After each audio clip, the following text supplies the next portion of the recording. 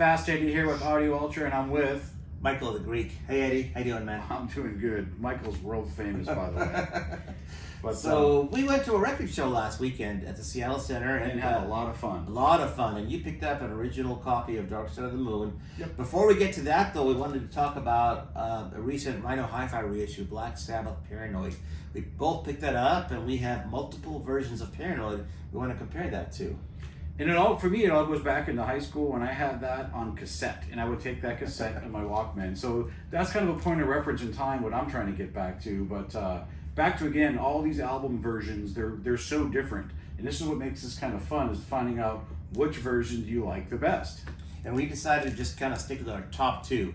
So for well, Sabbath, you have like what? You have like 7 or 8 copies I have an Paranoid? original. I have the one that was done in 2006 by Kevin Gray. I have an 80s pressing. Now, were these like stocking stuffers and birthday presents? I mean, how do you end up with 7 or 8 copies of the same album? I just do it. It's a hobby that's kind of addicting, as you know. And one of them you got back in 7th grade, you said. Yeah, there was one that has, this is no longer the property of the King County Library System, and I got it at a record, at a book He sale. got the library from the King County Library System It's a here clean in Washington copy. State. Yeah.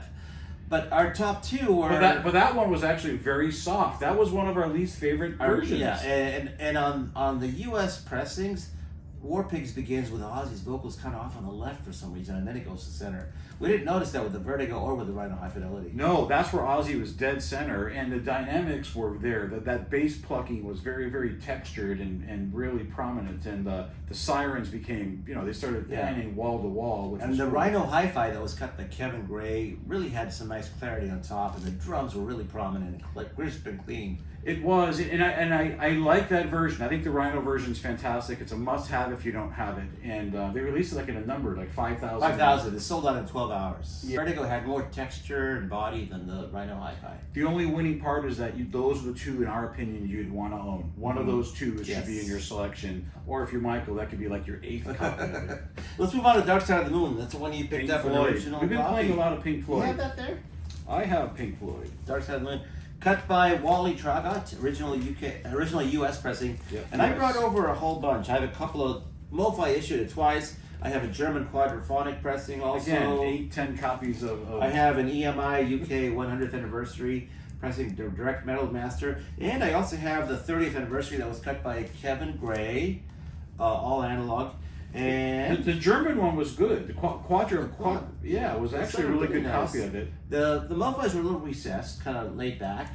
This one, the 100th anniversary, was really in your face and up front. It was. It had a nice punch to it, but it didn't seem natural. It can kind of, it's back to preference, and while I thought it sounded good at first, it wasn't the copy I arrived at. Yeah, so our two finalists were the Kevin Gray 30th anniversary and the original Wally Traugott U.S. pressing. For a U.S. press. So, and this one you have here is from an English pressing. This was 2003. It was cut. It was issued worldwide 2003. But it does have. It looks like the British version. The British version. Yes. Now neither one of us is a UK first pressing. That's one we want, but you're 4 figures now. You're going to pay $1,000, $1,200 for that album. But, so these two were our finalists. Lots of listening to the money, the cash register, kind of the instrument, the bass picking up, the voice coming in. Really great presentation on both of these copies. So if you're a Floyd head, in our opinion, these 2 copies are the ones you should consider. Slightly more clarity on the top end on the original pressing, though. I noticed that with the saxophone and the vocals. More the horns sound like a horn on this one, and because a horn is brash, it's bright. That's how it's supposed to sound. A little bit more laid back on your version, but not really bad. Again, these are the 2 versions you should own or think about buying. Yeah. So what's next? What's next is where are we going to be next week, Ed? We're going to be later this week, actually. Later this week. Sunday. Later this week. We're going to be in Chicago for our TIDAL audio event, and we're going to be having 3 rooms with TIDAL gear, TIDAL speakers, and having some fun. The owner of TIDAL is going to be there. My alliance partner, Doug White from Philadelphia, will be there, and of course, Christopher Thornton from the Midwest, representing TIDAL. So we're going to have some fun with all that. Looking forward to that. Yeah, come see us. We'll be at the Marriott in Schaumburg, just very, very close to all the action. So look forward to seeing you there. Okay, so I guess we'll just end it here. Yeah, the end. Rock and roll. Bye, guys.